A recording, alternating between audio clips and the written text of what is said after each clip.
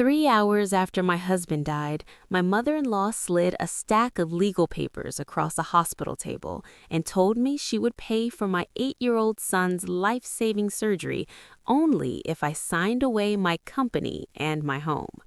I signed. They thought I was broken. They had no idea I had just triggered a $978,000 trap with their names on it. Chapter 1. The day everything became a bargain.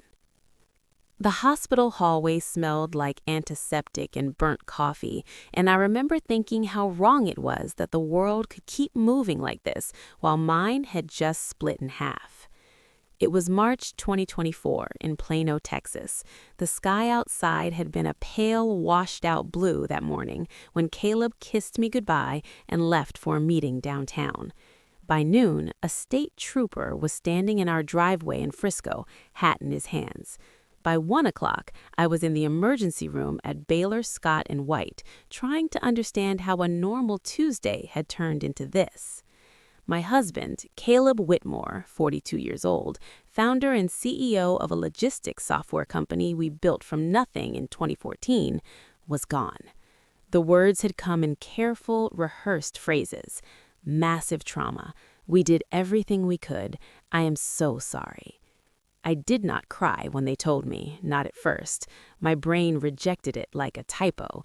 Caleb was supposed to be the steady one, the one who triple-checked contracts and always knew the numbers in his head.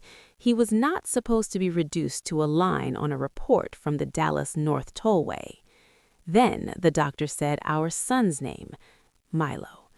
8 years old, brown hair that never stayed combed, the kid who insisted on wearing the same Dallas Stars hoodie 3 days in a row.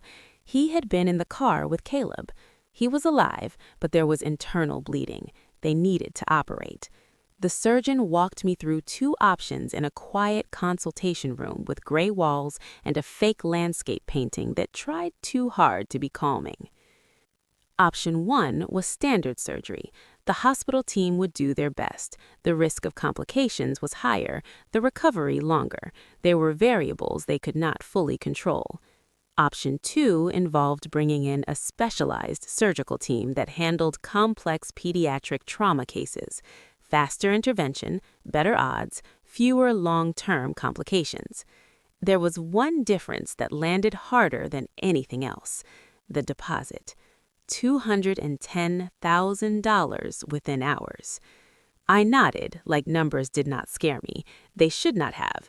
In 2023, our company posted $5.6 million in revenue. We lived in a house in Frisco valued at around $1.2 million. We were not reckless with money. We planned. We invested. We lent money to our own company when we needed to scale. We were fine. I stepped into a corner of the hallway and pulled out my phone. My hands were steady, too steady. I opened our primary account. Access denied. I tried again. I reset the password. I tried the joint account. A red message flashed across the screen. Account restricted pending review. I called the bank. I identified myself. I said my husband had just died and my son needed surgery. The woman on the other end sounded genuinely sorry, but her voice was lined with policy. Since your husband was the primary account holder, there are automatic restrictions once a death is reported. You will need to provide documentation, death certificate, probate authorization. Probate. That word felt obscene in a hospital corridor. I tried the business account next. The company account required the CEO's signature for transfers above a certain threshold. Caleb had insisted on that years ago for security. I had agreed. It made sense at the time. Now it locked me out of my own child's surgery. Probate in Texas could take weeks, sometimes months. Even expedited filings were not instant. I could not wait weeks. I was staring at my phone when I saw Diane and Gerald walking toward me. Diane Whitmore was 66, perfectly put together as always, not a hair out of place.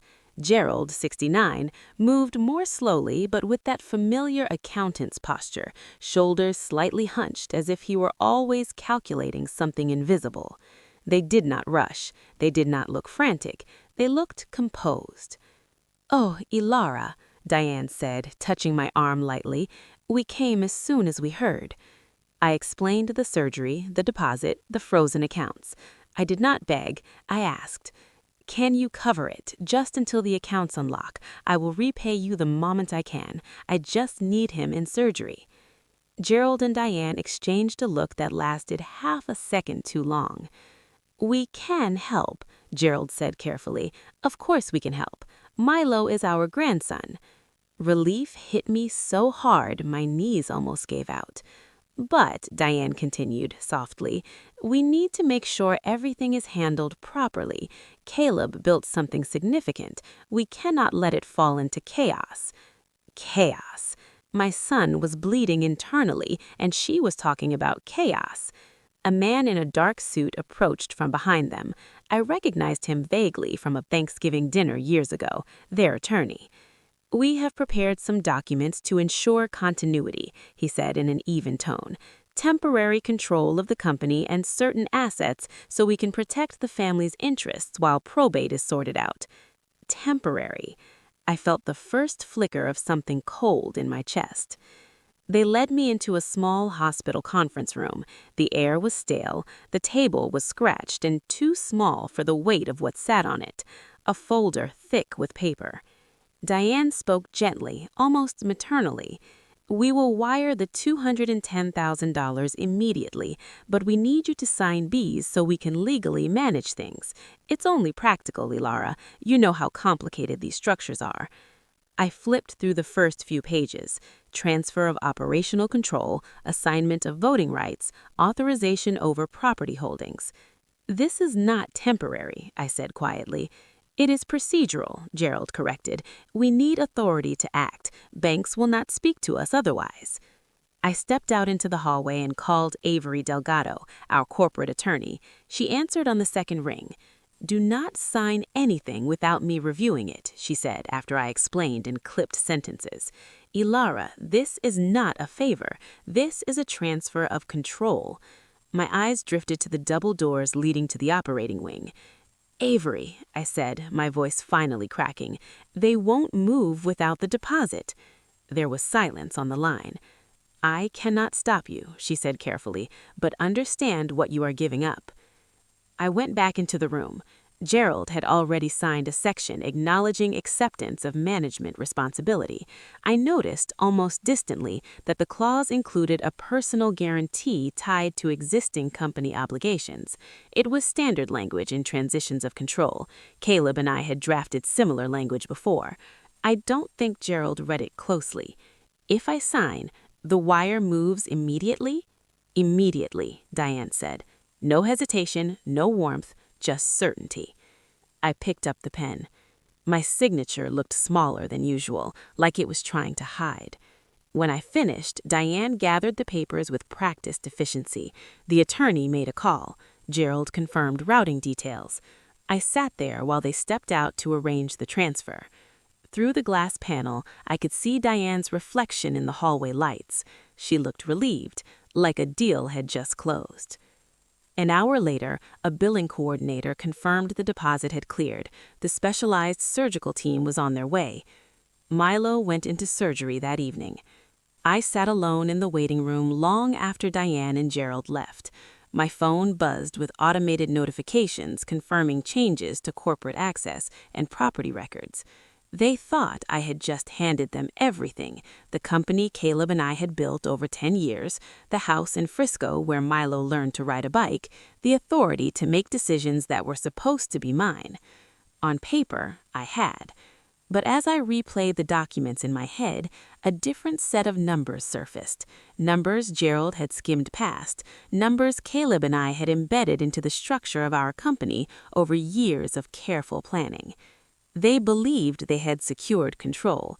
They had not looked closely at what control required.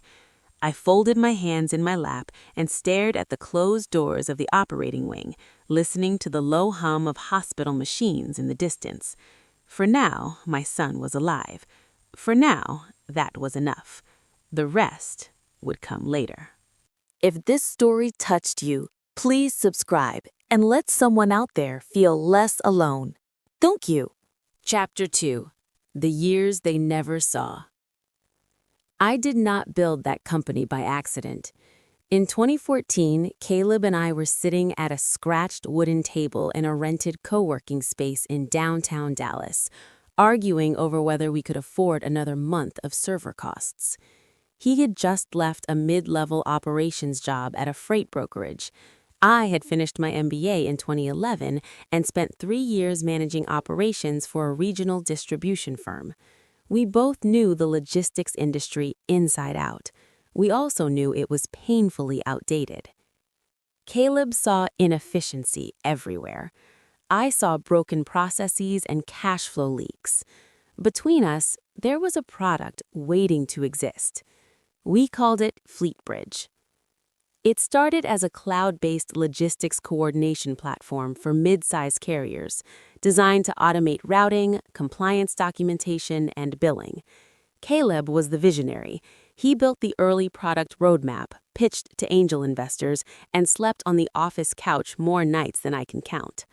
I ran operations, vendor contracts, payroll, hiring, client onboarding, legal compliance. I was not the face of the company, but I was the engine that kept it from stalling. The first 2 years were lean.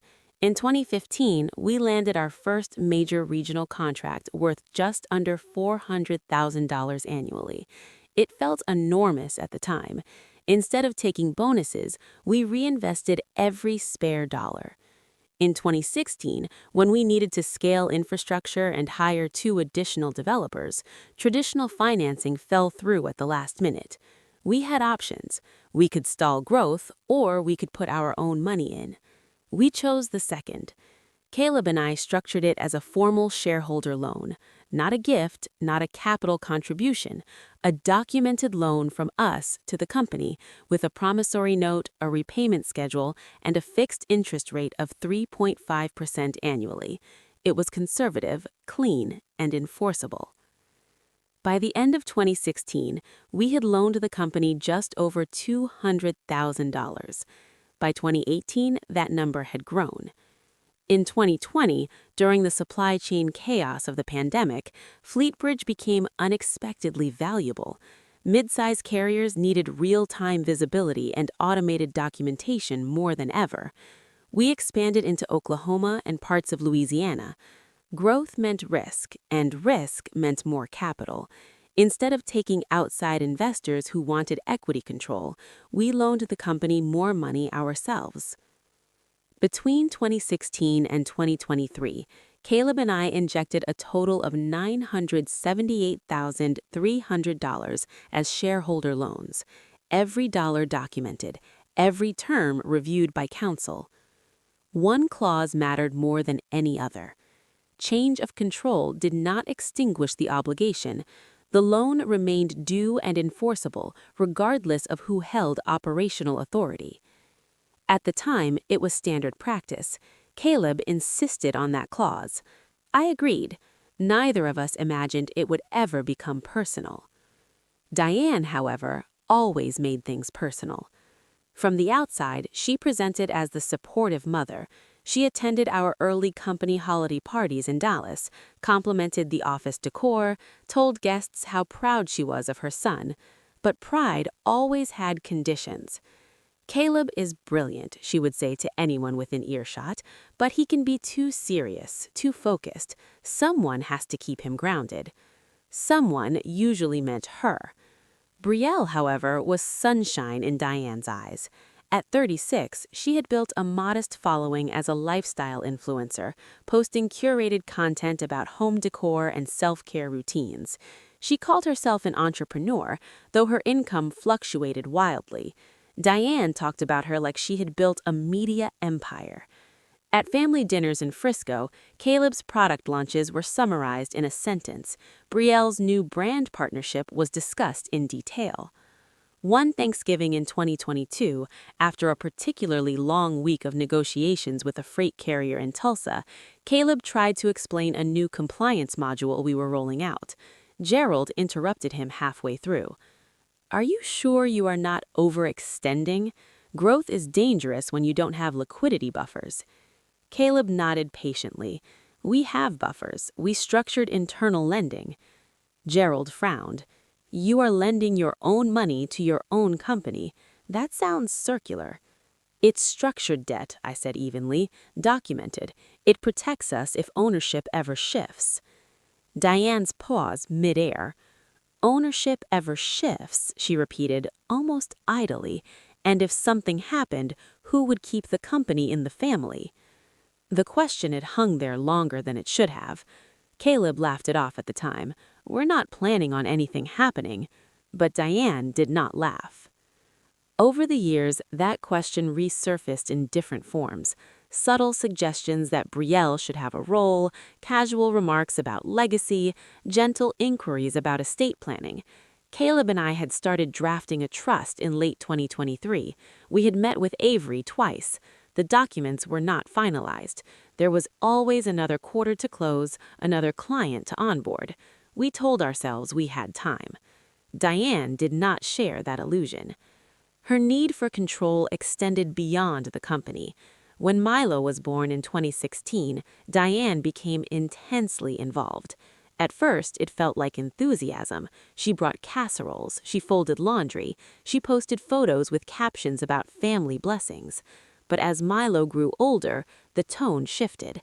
She would override small parenting decisions, insist he needed stricter discipline, suggest that public school wouldn't be enough for a Whitmore child. Family money matters, she told him once when he was 7, while helping him with a school fundraiser. You have to understand what you're born into. I heard it from the kitchen. I stepped into the living room and gently redirected the conversation. Diane smiled, but her eyes cooled. Another time, she showed up unannounced and rearranged our pantry because she didn't like the way I stored dry goods. It sounds trivial. It wasn't about flour and cereal. It was about territory. Caleb rarely confronted her directly. He preferred to deflect. He loved her, even when he knew she was crossing lines. Gerald, for his part, rarely contradicted Diane. He believed in hierarchy, in order, in men who controlled the balance sheet. In his mind, he understood money better than Caleb ever would. In Brielle's mind, Fleetbridge represented opportunity. She floated ideas about brand partnerships, about rebranding the platform with a more lifestyle-friendly aesthetic. She had no experience in enterprise software, no understanding of compliance systems or B2B client retention, but she believed proximity to success was a form of qualification. Caleb tolerated it. I did not. By 2023, Fleetbridge was stable. We had 18 employees. We were negotiating a contract in Houston that could push annual revenue past $7 million. The shareholder loan sat on the books, accruing interest slowly, quietly. It was not a secret. It was documented in every quarterly report. Gerald had received copies before. I had emailed him summaries when he asked. He never commented on the clause regarding change of control. He didn't think it applied to him. Back in March 2024, 3 days after Milo's surgery, I was sitting at the small kitchen table in our temporary apartment near Legacy West. Milo was asleep in the bedroom, his breathing shallow but steady. My phone buzzed. An email notification from the Texas Secretary of State. Change of managing member filed. Effective immediately. My name was no longer listed in operational control. Fleetbridge had been reassigned to a family trust vehicle controlled by Gerald Whitmore. It was efficient, clean, legally executed. I read the filing twice. Then I opened the folder on my laptop labeled Shareholder Loan Documentation. The promissory note from 2016, the amendments from 2018 and 2021, the final consolidated agreement from January 2023. $978,300. Interest at 3.5%. Enforceable upon demand. No automatic forgiveness upon change of ownership. I scrolled to the page with the transfer acknowledgement signed at the hospital. Gerald's signature was there, firm and confident. Below it, the clause acknowledging assumption of all existing obligations, including outstanding shareholder debt personally guaranteed in the event of default. I traced the line with my finger. They believed they had secured the company. They had not calculated the cost of holding it. I closed the document slowly, listening to the hum of the apartment refrigerator and the distant traffic outside. For the first time since the hospital, I did not feel powerless. I felt patient. If this story touched you, please subscribe and let someone out there feel less alone. Thank you. Chapter 3. They thought I was finished. Patience was not the same as peace. 3 weeks after Milo's surgery, the apartment near Legacy West still smelled faintly of new carpet and reheated takeout. It was temporary, 2 bedrooms with thin walls and a balcony that overlooked a parking garage. I told myself it was practical. Close to the hospital for follow-ups, close enough to Frisco that Milo could stay at his school. Diane and Brielle, meanwhile, were not living temporarily. They were celebrating. The first photo appeared on LinkedIn on a Tuesday morning. Brielle standing in front of the Fleet Bridge logo wall in our Dallas office, hands clasped confidently, captioned with something about stepping into leadership during a time of transition. She had added acting director to her profile. By the end of the day, Diane had shared it on Facebook with a line about keeping the Whitmore legacy strong. I stared at the screen longer than I should have. My phone buzzed. It was Tara Benson. "Are you seeing this?" I typed back, "Yes." 3 dots appeared immediately. "Do they understand the debt structure?" That was Tara, 43 years old, our CFO for 5 years, practical to the bone. She did not panic. She calculated. "Not fully," I replied. We met the next afternoon at a small cafe in Plano, away from the office. Tara looked tired. "Gerald asked me about cash reserves this morning," she said. "He is worried about operating expenses. I asked him if he reviewed the shareholder loan documentation. He said that was a family matter." "It is a company matter," I said. "Exactly." Later that week, I sat across from Avery Delgado in her downtown Dallas office. Sunlight filtered through tall windows, glinting off framed diplomas and bar admissions. "He signed the assumption clause," Avery said, tapping the printed copy of the transfer documents. "Personal guarantee included. So if Fleetbridge cannot service the loan, then Gerald and Diane are personally liable, up to the full amount, including accrued interest, $978,300, plus interest." Avery leaned back slightly. "We send a formal demand letter, clean, professional, no emotion." We sent it that afternoon. 3 days later, a man in a navy suit knocked on the door of our apartment. "You Alara Whitmore?" "Yes." He handed me a thick envelope. "You have been served." The words fraudulent concealment jumped off the first page. The complaint alleged that I intentionally failed to disclose material financial liabilities during the transfer of control. They demanded damages and withdrawal of my repayment claim. I sat at the kitchen table while Milo colored quietly across from me, unaware of the weight in that envelope. I called Avery immediately. "They're counterattacking," she said. "This is strategic. They want to intimidate you into backing off." "Is there any merit?" "No. The debt was documented in quarterly reports. You did not conceal anything, but litigation costs money." That was the part she did not soften. "If this drags on, legal fees alone could exceed $100,000. That night, after Milo went to bed, I lay awake listening to the low hum of traffic. I had chosen patience. Now I had to choose endurance. The next escalation came from a different direction. It was Thursday afternoon when the call came from Milo's school in Frisco. "This is Principal Klein," he said, voice careful. "I need to discuss something regarding your son." My stomach dropped. "What happened?" "Your mother-in-law came by earlier today. She indicated there may be instability at home and wanted to ensure access in case of legal complications." Instability? I gripped the steering wheel as I sat in the parking lot outside a grocery store. "She has no authority," I said evenly. "Please do not add her." "We have not," he replied, "but I felt you should be aware." When I picked Milo up that afternoon, he was quieter than usual. "Mom," he asked once we were in the car. "Are we in trouble?" "No." "Grandma said something?" My hands tightened on the steering wheel. "What did she say?"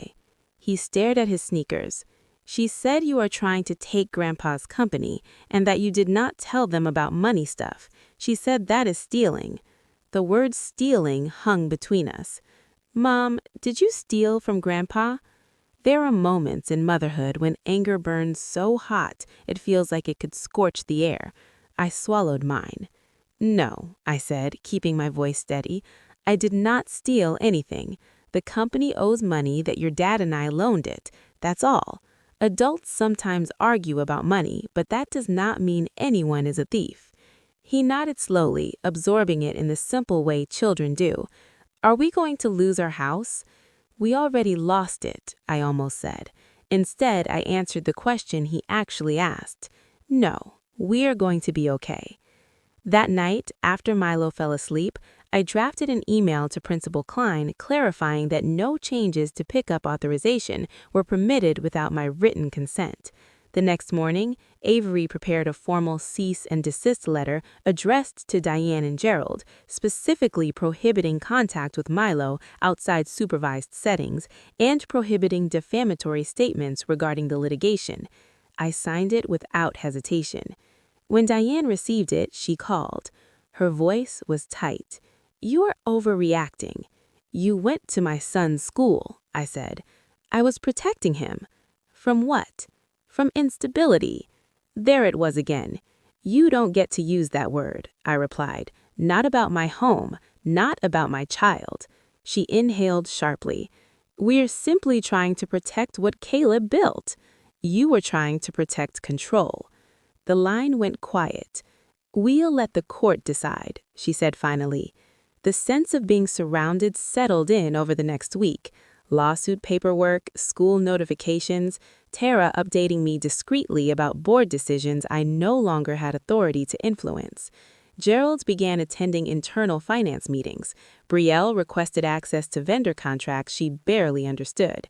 They were moving quickly, trying to establish dominance before the legal tide could turn. At Avery's office, I reviewed our position again. "They're hoping you will blink," she said. "Litigation is exhausting, expensive, personal. And if I don't, then eventually they have to confront the math." I ran my hair through my hair. "If this goes to trial, it may not. Most of these disputes settle. But until then, you have to be prepared for pressure, financial, emotional." As I walked back to my car in the Dallas heat, the weight of it pressed down. I had chosen this fight. I had signed the papers in that hospital room. I had pulled the trigger on the demand letter. Now they were firing back. That evening, Milo sat beside me on the apartment couch, his head resting against my shoulder. "Are Grandma and Grandpa mad at you?" "They're upset," I said. "Grown-ups sometimes handle upset in messy ways." He thought about that. "Are you scared?" The honest answer hovered on my tongue. "A little," I admitted. He squeezed my hand. "It's okay," he said. "Dad always said you're the one who knows the numbers." I smiled despite myself. He was right, but knowing the numbers didn't make the pressure disappear. It only made it clearer. 3 weeks ago, they believed I had handed over everything without understanding the cost. Now they were trying to make the cost unbearable. I stood at the kitchen counter later that night, lawsuit documents spread out in front of me, cease and desist copies beside me, Tara's latest text glowing on my phone, cash flow projection tightening, Houston contract review pending. Outside, the Texas night was still and heavy. Inside, every direction felt like a front line. They were not retreating. They were advancing. If this story touched you, please subscribe and let someone out there feel less alone. Thank you. Chapter 4. Cracks in the Empire. Pressure does strange things to people who believe they are in control. By early April, the confidence in Diane's social media posts had started to thin around the edges. Brielle was still posting filtered photos from the Fleet Bridge office, still captioning them with language about stepping into leadership and honoring family vision, but inside the company, The tone had shifted. Tara met me again, this time in her car in the parking lot of a Target in Plano. We both knew better than to talk in the office or on unsecured lines. She handed me a printed cash flow projection. 4 months, she said quietly. That is what we have at current burn rate. Burn rate had increased by 18% in 3 weeks. Why? I asked, though I already suspected. Brielle restructured the pricing tiers for mid-size carriers. She wanted to make the platform more attractive to new accounts. She lowered entry pricing and extended payment terms.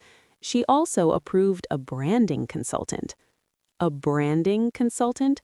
For enterprise logistics software? What about the Houston contract? Tara exhaled. That is worse. The Houston deal had been our largest expansion opportunity of the year, a $1.4 million annual contract with a regional carrier group expanding across Texas and Oklahoma. Caleb and I had negotiated it for months. Brielle changed the fee structure during final review. She tried to bundle services differently to make it look more innovative. The client paused. They said they needed to reassess. Paused meant doubt. Doubt meant risk. Gerald attended the last finance meeting, Tara continued. He asked whether the shareholder loan was accruing interest monthly or annually. He seemed surprised. Of course he was surprised.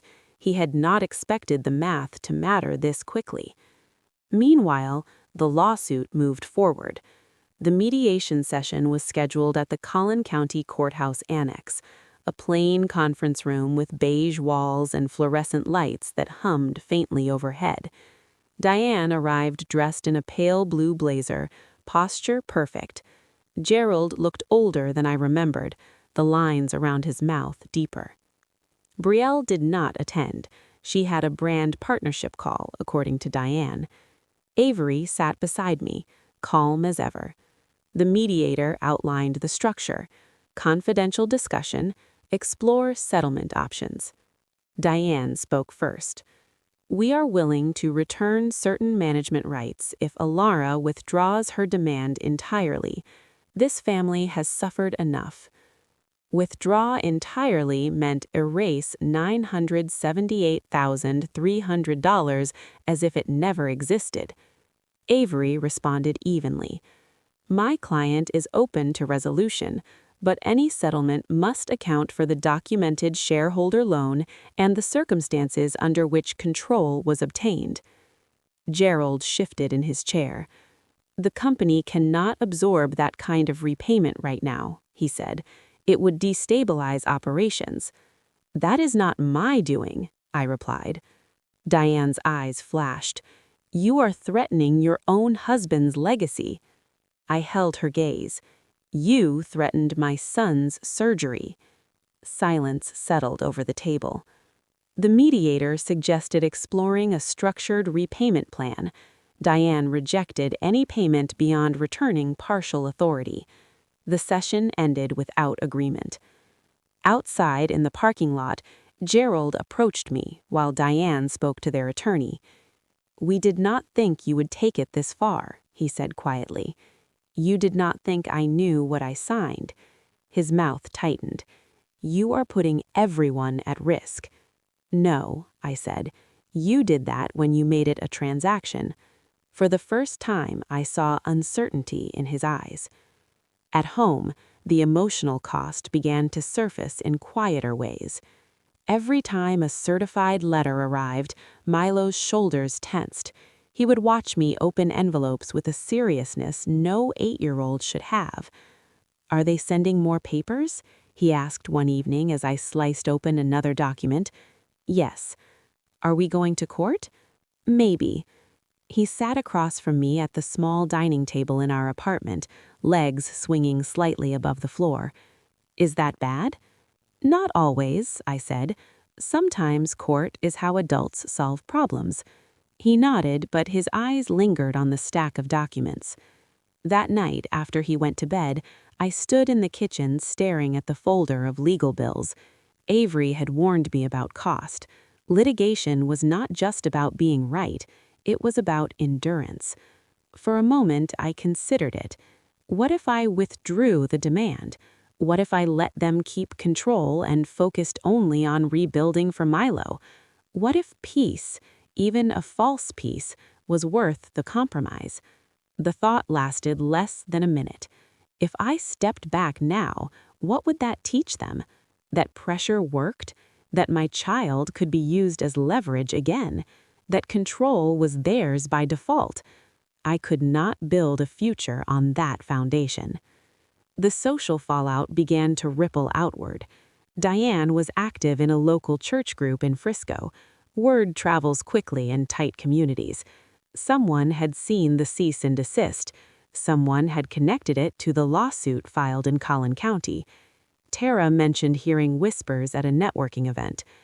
People are asking questions about the hospital, about the timing. Brielle's posts became less frequent.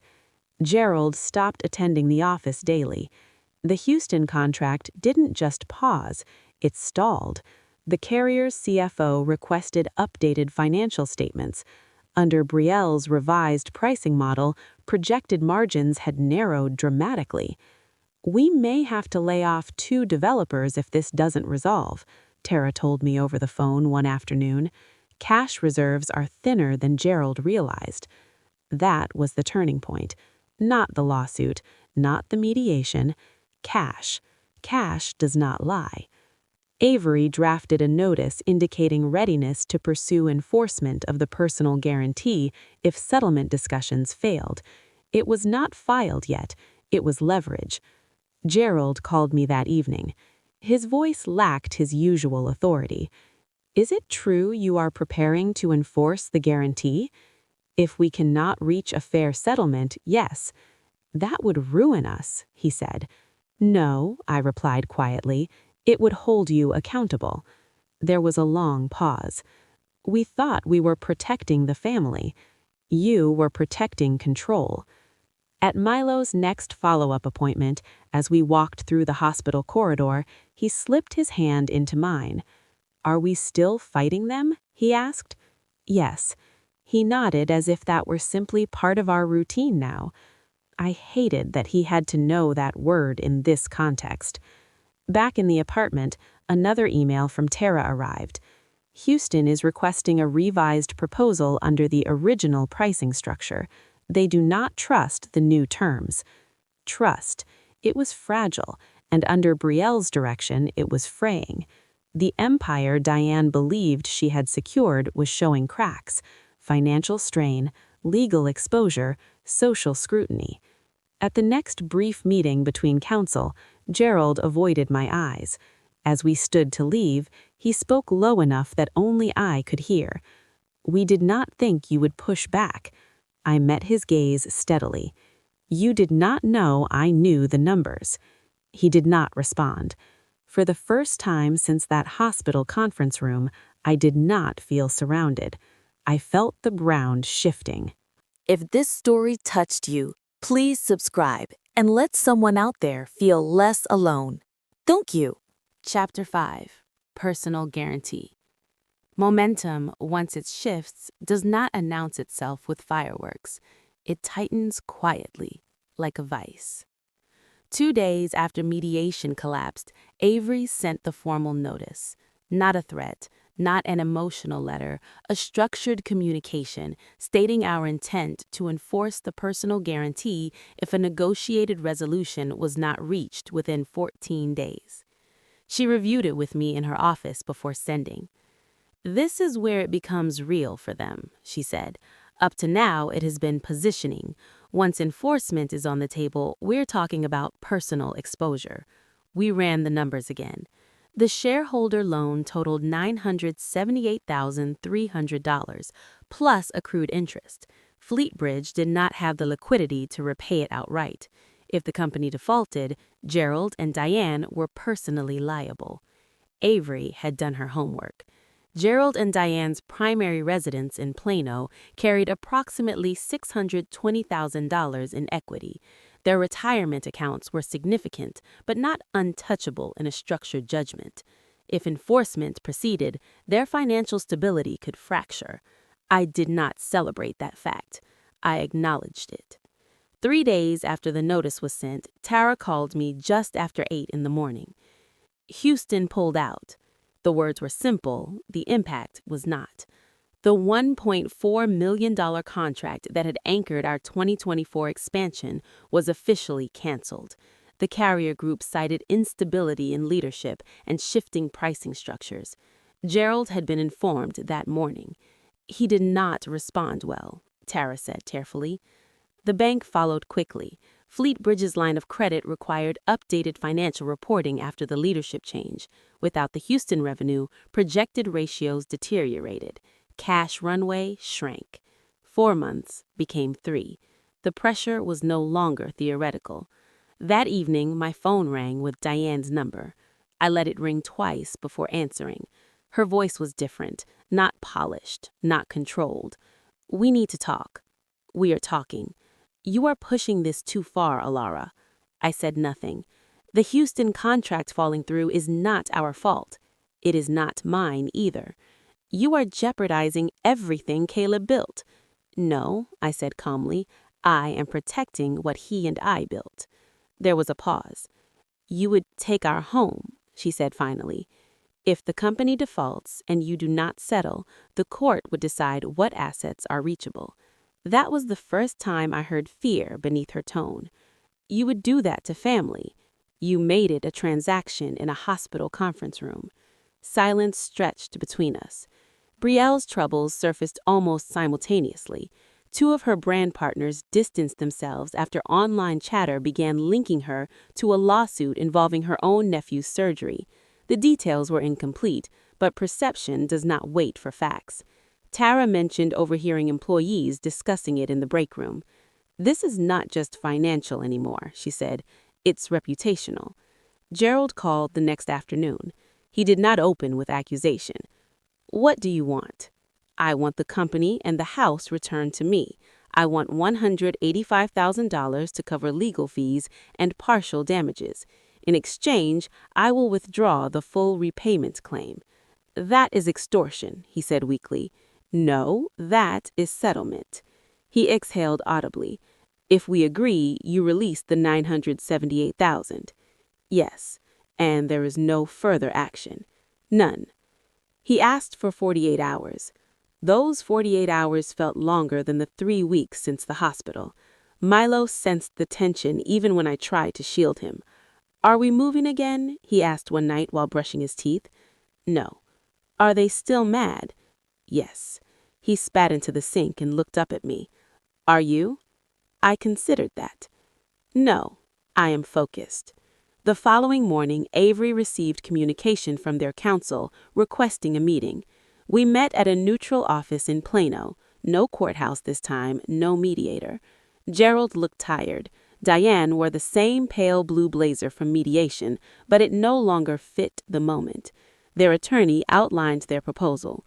Return of full operational control and equity in Fleet Bridge, transfer of the Frisco residence back into my name, payments of $185,000 plus documented legal fees, mutual release of claims, withdrawal of the shareholder loan demand in full.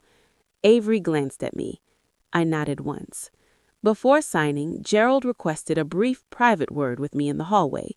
He stood near a window overlooking a strip mall parking lot, hands clasped in front of him. "We did not expect it to unfold like this." "Neither did I." "You could have let it go." "No." He looked at me then, truly looked. "You are willing to walk us to the edge." I met his gaze evenly. "You walked there first." Inside the conference room, the documents were laid out in clean stacks. Diane read each page more slowly than she had in the hospital weeks earlier. Her jaw tightened at certain clauses. The one referencing full withdrawal of control seemed to linger under her pen. When she signed, she did not look up. Gerald's hand trembled slightly as he signed the page acknowledging release of claim contingent upon payment. The transfer of the Frisco house was processed electronically.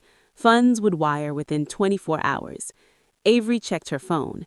"The initial wire confirmation just came through," she said quietly. $185,000. The amount was not symbolic. It represented consequence. Diane stood first. This did not have to happen. It did, I replied. Brielle was not present. She had stopped attending these meetings once the numbers turned against her. As we left the building, Gerald paused at the door. For what it's worth, Caleb would not have wanted this. Caleb would not have used Milo as leverage. He had no response. Back at the apartment, I sat at the small kitchen table where I had first opened the lawsuit papers. The same surface now held confirmation emails of asset transfers. Fleetbridge was mine again. The house in Frisco was mine again. The shareholder loan claim would be formally withdrawn upon final clearance. I did not feel triumphant. I felt steady. Milo ran into the kitchen with a drawing from school. "Mom, look!" It was a sketch of a house with 3 stick figures and a sun in the corner. "Are we going back soon?" he asked. "Yes." He grinned. "Good. I miss my room." I watched him walk back toward his bedroom, the legal documents stacked neatly on the table. The numbers had done what they were designed to do. They had forced a reckoning. But reckoning is not the same as repair. There were still conversations to have, still transitions to manage, still a home to walk back into that carried more than furniture. For now, though, the threat was no longer abstract. It had been acknowledged and settled. Chapter 6. Home is not a weapon. 6 months later, the house in Frisco felt both familiar and foreign. The first night we moved back in, Milo ran straight to his room and pressed his palms against the walls, like he was checking if they were real. The furniture had been kept intact during the transfer, though I had replaced the locks within hours of closing. The air still carried a faint trace of the citrus cleaner Diane used to prefer. I opened every window and let the Texas evening breeze push it out. Fleetbridge was no longer an emotional battlefield. It was a company again. Within 2 weeks of regaining control, I hired a new CEO, Daniel Harper, a 48-year-old operator with 2 successful exits in B2B CAAS. I remained majority owner and board chair, but I stepped back from day-to-day operations. Grief and litigation had drained more from me than I had admitted. Tara stayed. She walked into my office the first day after the transition and set down a stack of updated financials. "We are stabilizing," she said. Cash flow was tight but predictable. No more experimental pricing. Houston was gone for good, but we secured 2 mid-sized regional contracts in its place, conservative and steady. The branding consultant was terminated.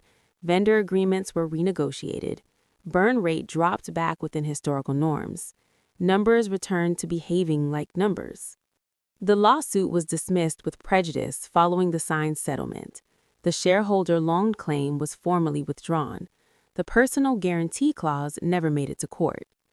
Gerald's name disappeared from corporate filings. The social landscape shifted more quietly, but no less decisively. Diane stepped down from her leadership role in her church's women's ministry. Officially, she cited health and family focus. Unofficially, too many people had begun asking careful questions about timing, about hospitals, about paperwork. Brielle's social media presence changed tone. The word legacy vanished from her captions. She stopped posting from the Fleetbridge office entirely. 2 brand partnerships did not renew. The comment section under her old announcement about stepping into leadership remained disabled. Gerald withdrew from public appearances. He no longer attended the Chamber of Commerce breakfast he once favored. When I saw him once at a grocery store in Plano, he nodded but did not approach. Karma did not arrive with spectacle. It arrived as distance. At home, the changes were more tangible. Milo's laughter returned first. It happened on a Saturday afternoon in June while he was building something elaborate with Legos on the living room rug. Sunlight filtered through the tall windows, catching dust motes in the air. For a moment, it looked exactly like a memory from before March. I sat on the couch watching him, laptop open but untouched. "Mom," he said suddenly, looking up at me, "are we safe now?" The question was simple. It carried months of quiet worry. "Yes," I said, "we are safe." He studied my face as if verifying it. "They cannot take the house again?" "No." "They cannot take the company?" "No." He nodded once, satisfied, and returned to his construction project. Safety, I had learned, is not just about locked doors and signed agreements. It's about knowing no one can weaponize uncertainty against you. Caleb did not come back.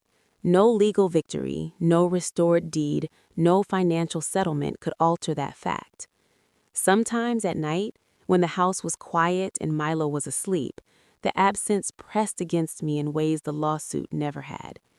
I would stand in our kitchen, now scrubbed clean of every trace of that hospital week, and imagine Caleb leaning against the counter, running numbers in his head the way he always did. He would have hated the fight. He would have hated that it was necessary, but he would have understood the math. Fleetbridge moved forward without him, and that reality hurt more than I let on publicly. At our first full staff meeting after restructuring, I stood in front of 18 employees and acknowledged the transition. "We are steady again," I told them. "We are focused, and we are accountable. No theatrics, no reference to family drama, just governance and growth." Daniel handled operations with a clarity that relieved me. Tara monitored every ratio like a sentinel. The board meetings returned to discussion of product updates and client retention instead of legal exposure. In late August, I drove past Diane's house in Plano once, unintentionally. The lawn looked trimmed as always. The curtains were drawn. Nothing dramatic signaled what had happened inside those walls. Power rarely looks different from the outside. It just feels different when you stand inside it. One evening in early September, Milo and I sat on the back patio in Frisco. The Texas heat had softened into something bearable. Cicadas hummed in the trees. He swung his legs back and forth in his chair. "Grandma does not come around anymore," he said. "No." "Are you sad about that?" I thought about the hospital room, the folder on the table, the pen in my hand. "I'm sad about a lot of things," I answered, "but not about protecting you." He leaned his head against my arm. "Dad always said you don't lose when you know the numbers." I smiled. "He also said you don't let anyone scare you into bad decisions." Milo considered that. "Were you scared?" "Yes," I said honestly. "I was. But I didn't let it decide for me." The house felt solid beneath my feet. The company's future no longer hinged on someone else's signature. The accounts were in my name. The governance structure was tightened. Trust documents were finalized this time, reviewed and signed without delay. No one would ever again hold paperwork over my child's head in a moment of crisis. That was the real settlement. Not the $185,000 wired into my account, not the transfer of shares. The settlement was the line drawn. If you were sitting in that hospital hallway, watching someone you love bleed, while someone else slid documents across a table, what would you sign? And what would you fight to undo afterward? If you were in my place, how far would you go to protect your child?